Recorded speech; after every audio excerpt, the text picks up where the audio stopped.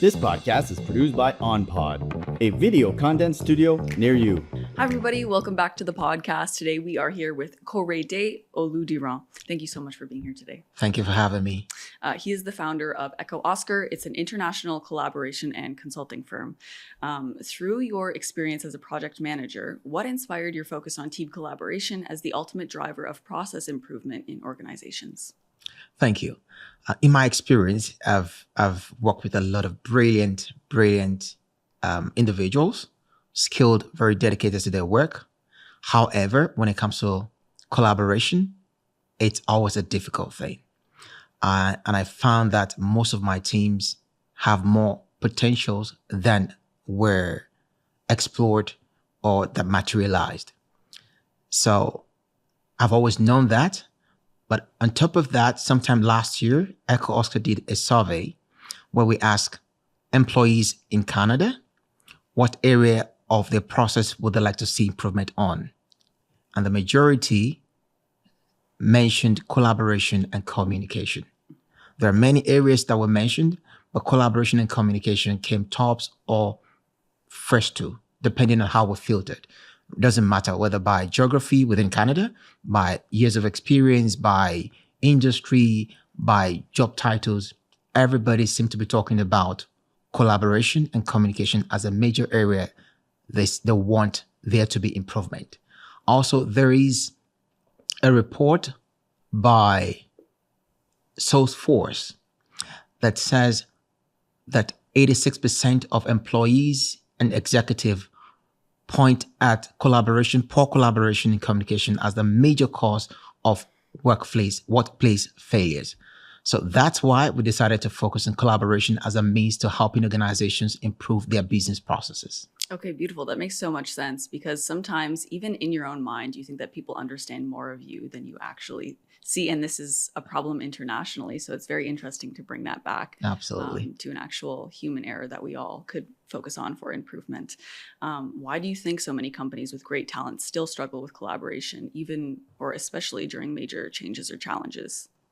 First, individuals have self-preservation as a natural instinct. So wherever people are, they want to protect themselves.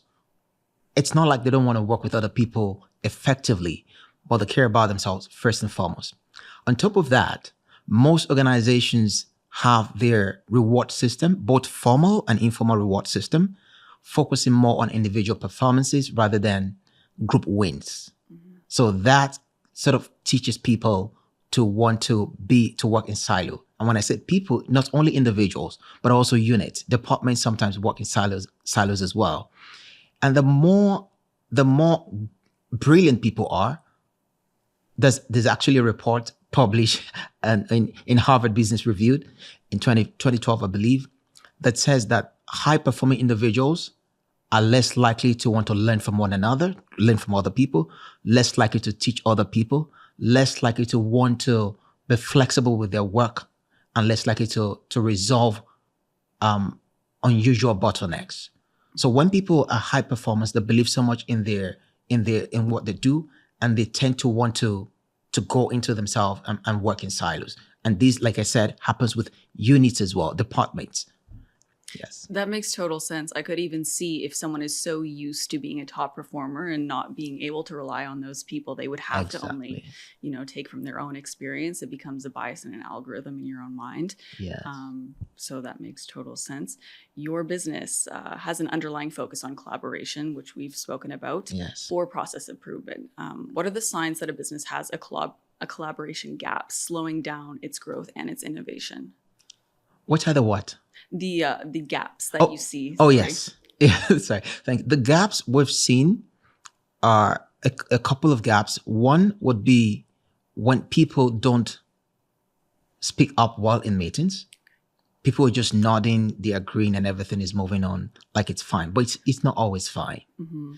Sometimes you see that there is not well-defined roles, and especially decision-making authority roles. So people don't sometimes know what to do and who to do what. And this results in conflicts, results in delays, and sometimes rework. So those are the gaps. And like I mentioned earlier, when the KPIs seem to want to favor individual performances over collective wins, it sort of promotes that people don't work together as they should work together. And it costs organizations a lot of money, trillions of dollars, by the way. Echo Oscar, it consults globally or more internationally. So you do North America and you have some countries in Africa as well. Yes. Are there reoccurring pain points you notice in your work with these diverse industries? Yes, there are a couple of those. Misaligned incentives with units and individuals. So for instance, organizations sometimes favor the success of sales team, not putting into consideration that they need to work with professional services, for instance, to make that happen effectively. So when the goal is just go sell without necessarily looking at how selling would affect or is influenced by the successes from professional services, it just makes the units want to work alone, not alone totally, but they focus more on their own personal wins. Mm-hmm. That's one pain point. Yes, we'll see. Also, poorly defined, like I mentioned earlier, poorly defined roles. Sometimes people don't know what to do, who is responsible for what, is another gap we've seen. And of course, lack of structured feedback loops. I was on a project where and this happens a lot with sales, they want to sell. So the sales team was actually complaining to the professional services team that they needed to understand better what is done so they're able to speak more on the product. Sometimes they do sell, they even sell innovations that are yet to be produced, but they need to understand it better so they're able to communicate better with confidence with our client. So that who talks to who needs to do what? If we deliver a project, for instance, do we go back to review, do some retrospection? That way we're able to know how to sell or to serve our client better the next time. Mm-hmm. And Yes. I feel like sometimes people really look down upon meetings. Sometimes people think it's a waste of time. But I think if you do, especially in sales, because there are so many ways that people can sell, there's so many different clients and different ways that you have to actually connect with the client to sell something properly. Yeah. So it would be good to, especially those sales forces or those sales team members that do have all the wins, Absolutely. kind of dive into exactly what they're doing, how they're doing it, and be able to show that to the other members that maybe need those tips and wouldn't be able to sell as well as they would per se. But so that is a very important point that I like. Yes, and if I may add to what you said, Please. a lot of times innovations come from the sales team. Mm-hmm. They may not have the technical capabilities to deliver those things, but they have the ideas. So if the technical team does not work well enough with the sales team, and this collaborating well enough means they get to review projects with them. They get to review, they have to get involved in project meetings sometimes, in retrospective meetings sometimes, so that they can be well informed and they can bring in their ideas and they can rub minds and come up with, better ideas and innovations. Yeah, because the sales team gets to hear exactly what the client wants. And if the client is saying, hey, actually, I would get this if it wasn't for this, then they have to communicate with the technical team. So, I guess it's like more horizontal rather than like vertical or silos, as you called it. Exactly. Okay. Now, are there industries or business models in particular that are predisposed to a collaboration gap? Oh, yes, there are. Mostly service industries. For manufacturing or the traditional supply chain industries, it's a bit more straightforward, not as complex as it is for service industries, because you're dealing mostly with people, and especially those industries that are quite regulated. So we're talking about IT services, healthcare, government, and finance as well. So they are very much predisposed to having gaps in their collaboration. And also because they are really regulated, individuals within those organizations tend to want to protect themselves. And also the organizations tend to put a lot of responsibilities on the shoulders of individuals because there are regulations, there are compliances that must be met. So almost everybody is particular about the compliances before they think about collaboration. Okay, right. It's like a duty of care, correct? Exactly. However, or ironically, it's in that collaboration that individuals get to perform well, because I'm not only doing what I believe is the right thing to do, I'm learning from other people's experiences, other people's failures and successes, as the case may be, to help me do better. And I'm vice versa. So it's very important that collaboration is intentional, because the tendency is for individuals to want to work alone. The tendency is for organizations in these industries we mentioned to want to be more focused about compliances, which makes things more individualistic than collaborative. So it has to be intentional, because that is where the result will come. Over time, people become really, really equipped to handle things on their own, and meeting compliance becomes like second nature. Right. And I feel like these industries that you mentioned, like finance, government, they're all industries where these individuals are high performing. So it brings back that bias that they have to do everything on their own. Exactly. But that's what you have to remember. In this kind of industry, when everybody is high performing, you can really open your mind and learn from these other individuals. Exactly. So that makes everything a lot more safe and go forward for sure. Yes. How do companies measure the improvements after implementing a targeted collaboration strategy? You measure them by looking at both hard and soft improvement or metrics. So for the hard metrics, are there cycle time reductions? Are there less errors made? Do you have cost savings? On the soft side, are people speaking more, contributing more in meetings? By the way, about the contributions, sometimes it's not because people don't want to contribute. It's because they don't have enough information. Right. Oftentimes you realize that communications come from one or two persons, or usually from same unit, because they're more informed than the rest of the people. There could be many factors responsible for that. They're holding on to information as a means to have power. Many factors. It's not only that, but there could be many reasons. Sometimes people have overload of information. They have the information, but they don't even know where to go and look for it. But if I create the information, if I create those data, it's easier for me to know where to look for what I'm looking for. But if I make them available to you and they're too much for you, you might not find what you're looking for so quickly. So I'm more informed than you are. Yeah. So that's another area. So what was the question again? I'm sorry. Yes. How are they improving after implementing these strategies that you're giving them? Like you mentioned the hard and soft metrics. Oh, yes. Yeah, I was talking about the soft. So are people not collaborating better by getting more involved in ideas, in innovations, in meetings? Are teams collaborating better cross-functionally? Mm-hmm. Are they talking better? And are employees feeling more fulfilled? By the way, when you help me, you get that dopamine rush, right? Yeah. So not only is helping one another, collaborating, helping the business, it's helping the stability of the employees. Right. So those are the areas where you would see direct changes, improvement, and you can measure your success in collaboration through those. Okay, so collaboration will correlate to motivational needs and fulfillment. Absolutely, yes. Okay, so you're saving money and you're getting more fulfilled workers. So that's exactly. Great. Exactly. Perfect. What targeted frameworks or tools do you use to help teams bridge those communication gaps to improve their collaboration? So it depends on the client we're working with and where they are. Some clients call us when they are in, I wouldn't say crisis, but a change management phase, where there's been a sort of restructuring or a new software has been introduced and people don't seem to want to adopt well enough.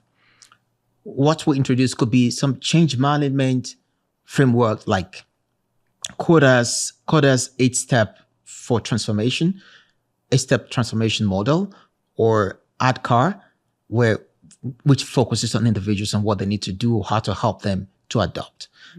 But generally speaking, for a start, if you're looking at your collaboration or how to improve your collaboration, we do what we call the collaboration health audit, where we look at how well do people collaborate, what are the areas that needs to improve.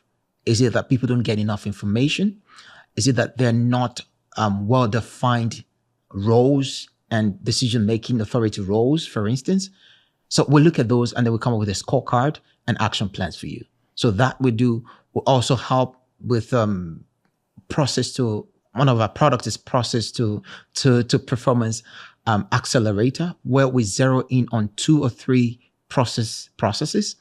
We'll work with the team to optimize them and embed in them continuous improvement cycle, and then have them deployed through the relevant change management methodology or models. So that's how we'll work with organizations, yes. Okay, so an audit and a well-defined plan, that sounds like it takes a lot of time. How long does it usually last to go from start to finish? Good question. For the collaboration health audit, takes between 2 to 3 weeks. We can do that. It's come up with, how to do better and, action plans after that.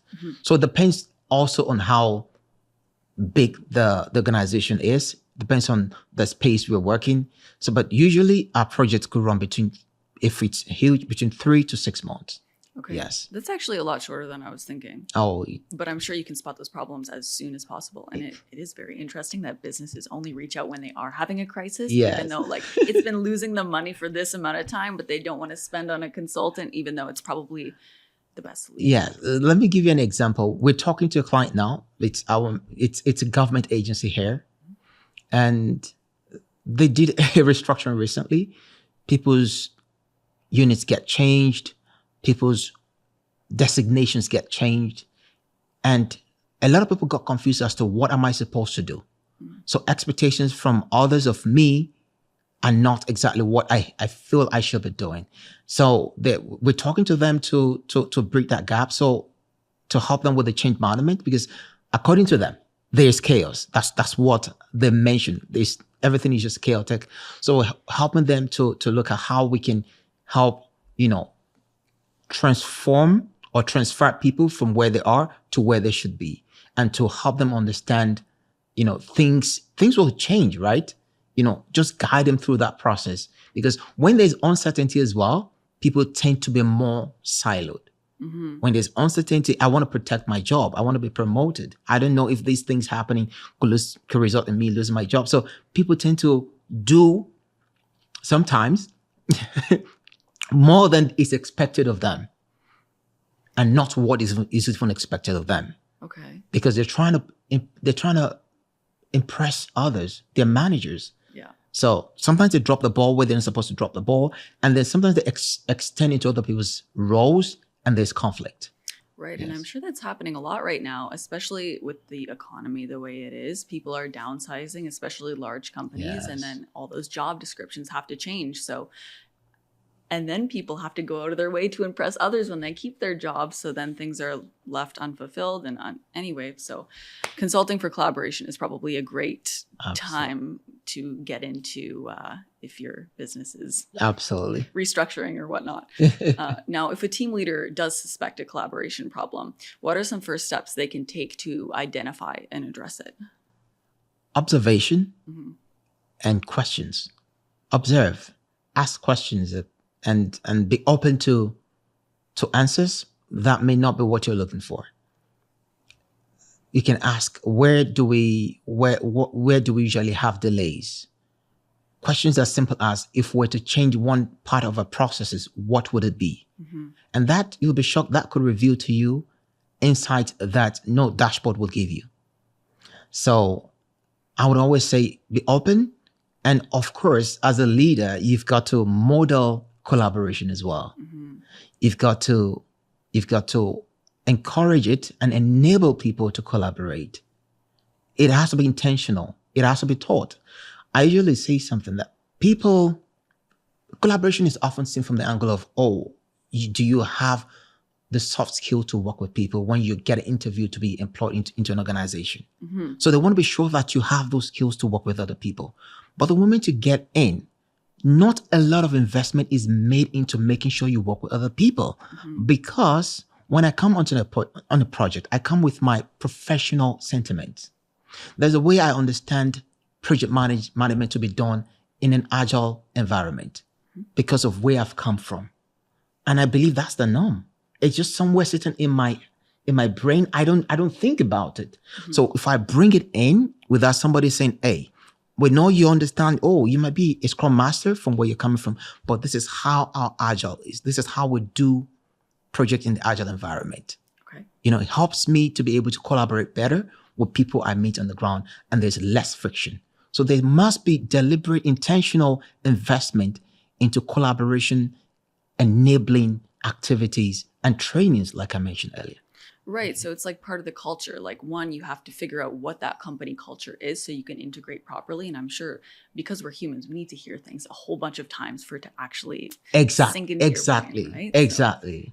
So you also offer those processes. Now, when someone is asking questions, do you think it's better to ask people individually or have like a whole team meeting and get people to jump in? I guess that also depends on the culture, or what's your viewpoint? Yes, it depends on the culture. It depends on what you're looking at. If it's a conflict, if you have too many conflict, it would be better to do individual conversations.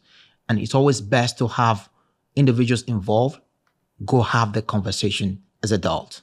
Okay. Most times when people are having conflict, it's usually about time management, not personal. So when they focus on those issues, they're able to resolve them on their own. Otherwise, have a general meeting, let people contribute, rub minds, brainstorming sessions, and you'll be shocked what will come out of it. Okay, thank you. Can you describe a project where improved collaboration delivered a tangible result, like productivity, cost savings, or team engagement? I'm sure you have Yes. a whole bunch of these. Yes. And thank you for that question. I'll just mention one of the methods we use, or we encourage our clients to use, is periodic knowledge sharing. And we've used that with one of our clients, and it's working wonders. So when you join an organization, you go through the onboarding process, you read the SOPs, you get trained on the SOPs, you read the company manual. But after that, nobody goes back to them. Yeah. It's gone. We just leave them, right? Yeah. But the thing is, we forget what those processes are over time because we're humans. And over time, we improvise and kind of tweak those processes to suit our preferences. Sometimes we'll learn them by observation from our superiors who have also tweaked those processes to suit their preferences as well. But what periodic knowledge sharing does is it reminds, so you pick one person per session, say every other week or every month, to take an area of your process and come and teach the rest of us. Or take an experience they have as it relates to the work we do together and teach the rest of us. You'd be shocked that a young data analyst would be able to teach an expert data analyst some SQL code that they've not really used or they're not used to using. Maybe they've seen it, but they don't use it. But when they see that young man say, oh, this works faster, it gives me the data cleans my data faster. Oh, really? So it helps. Not only does it help the person teaching the rest of us to remind them, recollect and retain those information. It builds that camaraderie amongst us. It makes everyone in the team feel more confident to ask questions when they have need of questions. Because we don't want to ask questions because we don't want to look like we're dumb. Yeah. Right? Like we're not going to do our job properly. Like we're not paying attention for sure. But when there is that culture that everybody teaches everybody, it helps us to open up. Because not only does it make us more knowledgeable and increases our skills, it gives us confidence to ask questions when we don't know. And that's how to build collaboration. Yeah. And it reduces complacency as well, because especially if someone is in a senior role and they're used to doing their job every day and they know something works, it's probably very hard to integrate a brand new strategy or a brand new technology. Thank you. Yeah. Absolutely. So you just want to stay in your space. You've done it for 10 years, it's working, but there's a better way to do it.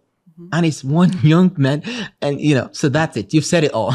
Okay, wow, I'm glad I'm on it. I'm glad I'm listening, not just nodding here. No, you got this. Okay. Now, what role does leadership play in fostering a high performance cross-functional collaboration? I feel like we just went over it. You have to kind of get that periodic knowledge sharing and keep it consistent. What else would you add to that?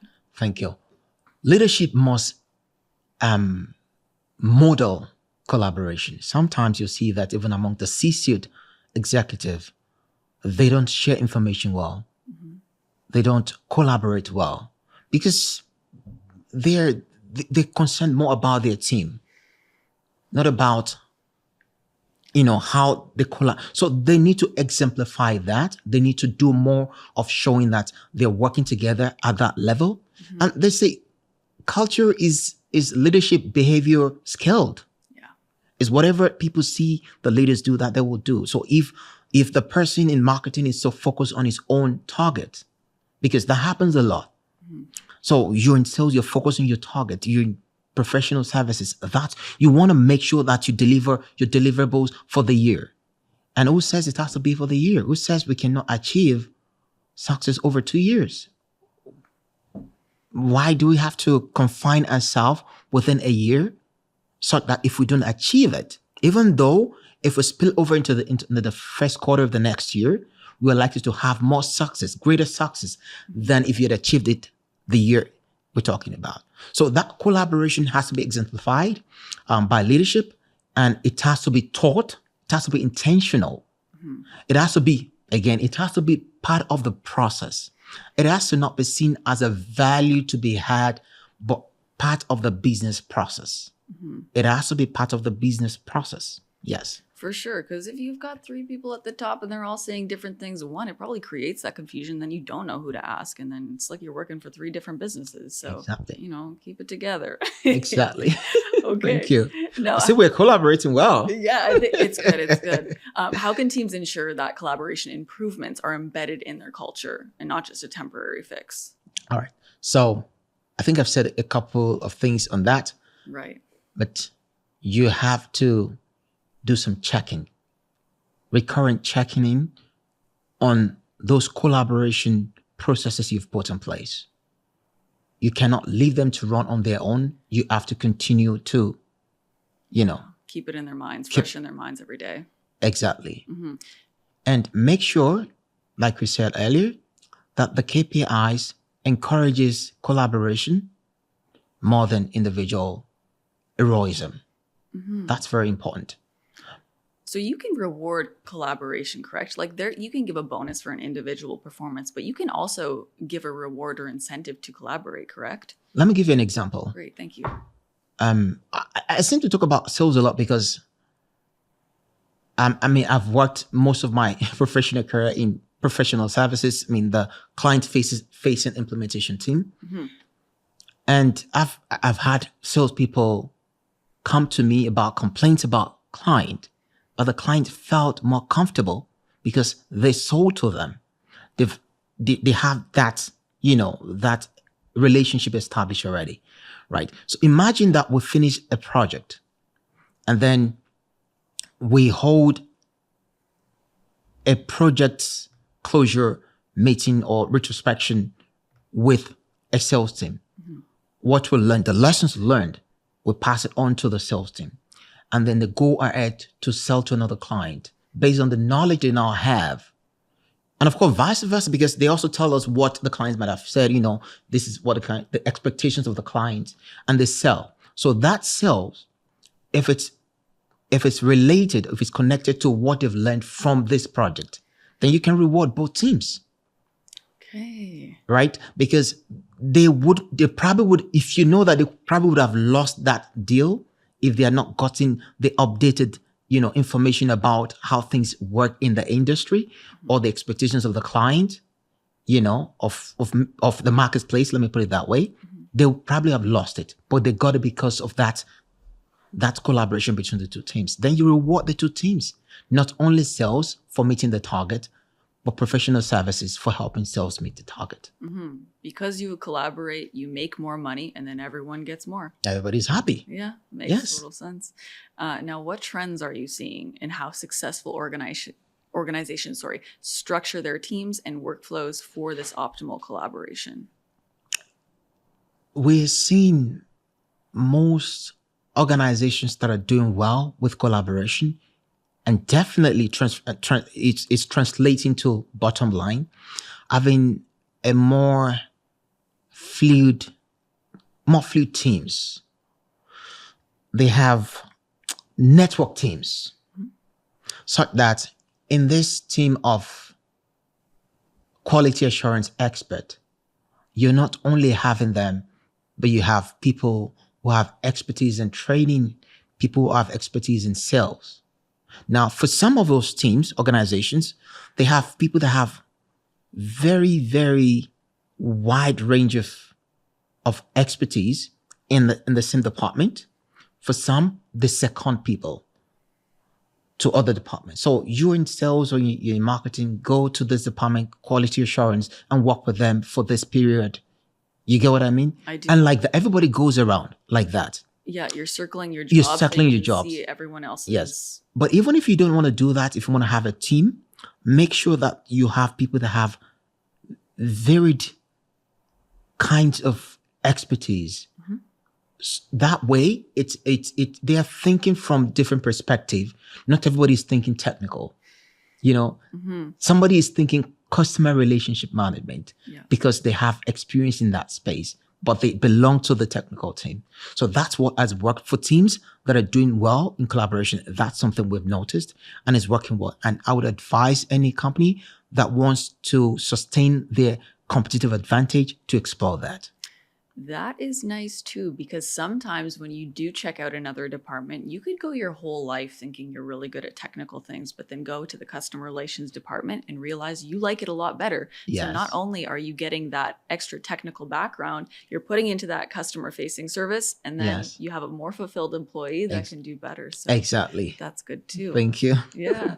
How can processes like ERP deployment? Sorry, what is ERP deployment? Could you explain that for me? Enterprise resource planning. Okay.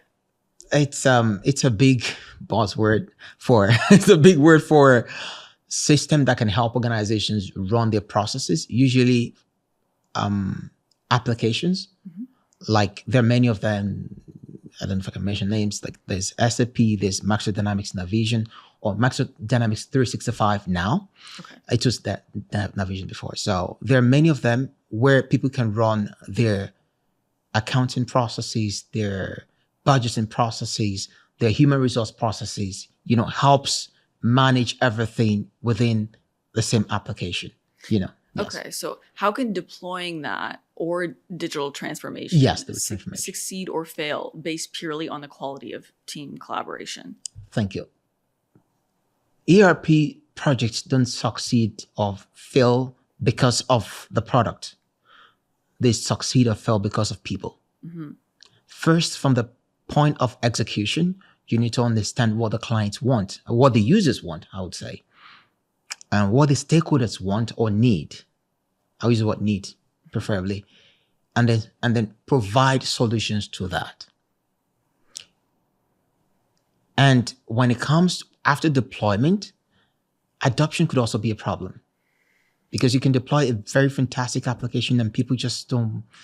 Because most individuals are not very receptive of changes, right? We don't want to learn. We don't want to learn new things. We've been doing this for the past. We just want to do it the way we do it. So it is in helping people graduate from the current state to a future state, or to where you want them to be now, from a legacy system to a new system, and guiding them through the process that makes using those applications work. And that's when you can get the ROI you want on those applications achieved. Otherwise, there are many of us don't even use as much as 20% of the capabilities of our devices. Yeah.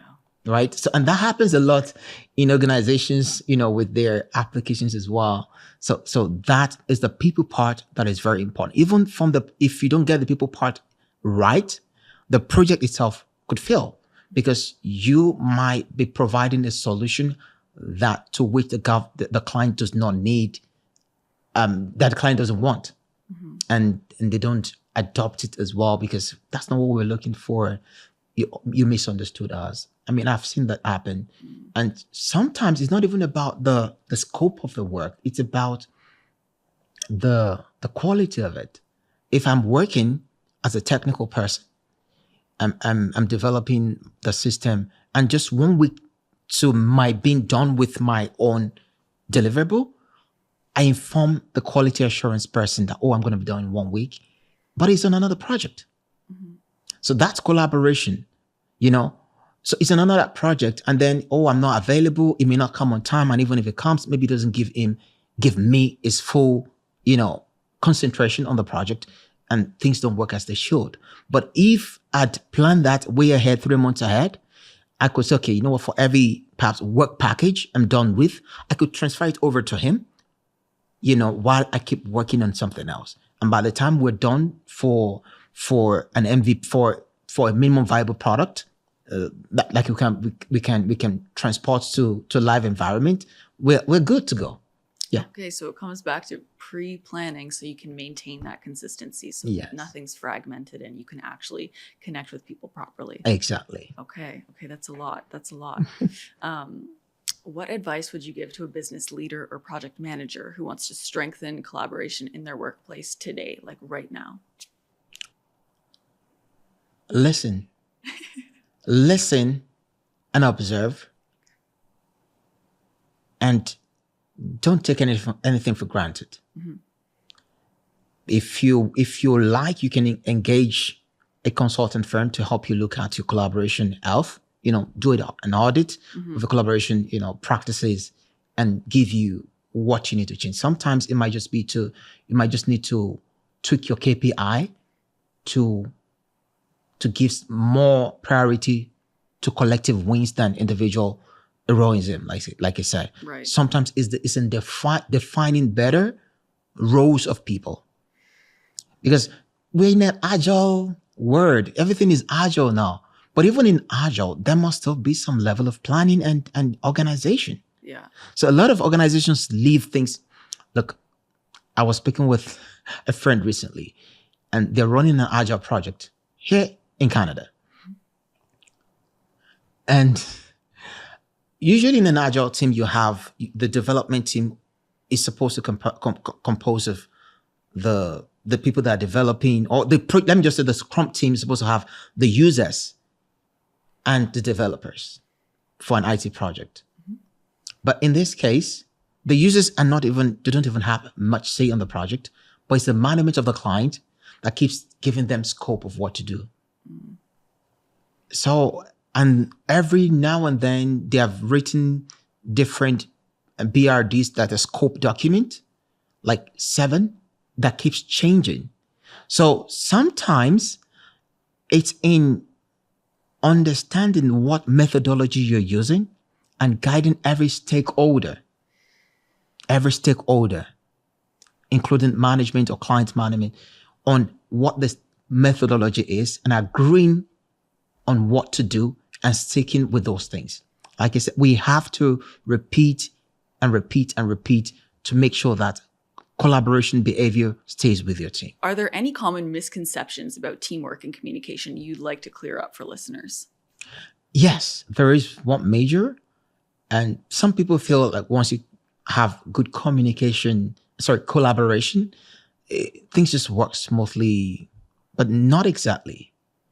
There can be conflict, just as when you don't have them, but they are more constructive. People are more focused on the matters, and it builds trust over time. It builds trust. It makes people work together better. But to start, there will be disagreement.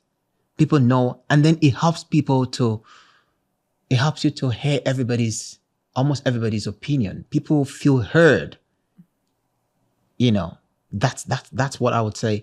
So it's a great avenue to explore the ideas of those silent people in meetings. Okay, so just because there's collaboration doesn't mean everything's going to go smoothly, but that's what we want, right? We want the kind of cracks to be seen so we can fill them in. Exactly. And the sooner we collaborate, the sooner we can make everything smooth. Because otherwise what we're having is silent conflicts. Yeah. People are just quiet, not because they don't feel like, but I'm not going to stress myself about it, but they're not happy. Mm-hmm. But when they speak out, we're able to hear opinions, diverse opinions and ideas, and then we come up with what is best for the organization. Right. And that sounds like a toxic workplace when you're just keeping silent like that. Exactly. People just go home and then they hate what happened during the day. So it's just better to get it. Why wouldn't you rather get the dopamine than just be... Yeah, help someone out. Get some dopamine, guys. Yes. Yeah. Thank you so much, Korede. Now, just for the podcast, is there any one individual person that has changed your life perspective or direction? John Carter came up with 8-step model for transformation. And I've used it several times, relating with clients, and it has really worked. Mm-hmm. It helps you with major transformations to prepare for everything and anything you might see coming so that success is achieved. So when we use that model with any client, we see result. It prepares us for the pushbacks. It prepares us for who we need to talk to get on board, forming a coalition, creating the vision you need, and of course, creating urgency to start with. To make people transform from where they are, you have to create a sense of urgency. Mm-hmm. They need to see that where they are is not the best. It's costing the organization. Let me give an example. There is a report by Grammarly, and I believe, and in collaboration with Harris Poll, that says organizations lose 1.2 in the United States, by the way, 1.2 trillion per year to poor collaboration. Absolutely, I believe it. There is another report from McKinsey that says organizations lose between 20 to 30% of their productivity per year. And that translates to, in Canada, between $11,000 and $13,000 per employee per year. So for an organization that has 500 employees, for instance, you are comfortably losing $6 million per year to poor collaboration if you're not doing things well. Right. So, look at your problems, guys. Come on. Yes. $6 million. So helping people see what we're losing will help them say, okay, then we need to change our collaboration practices. Mm-hmm. So we're moving them from where we are to where we need to go. Yes, that's it. Right. So collaboration is a lot more than just talking and being friends. Like there is so much behind that. There is. And thank you so much for giving so much insight into Thank you, Kristen. processes. It's been a great time with you. Thank you so much.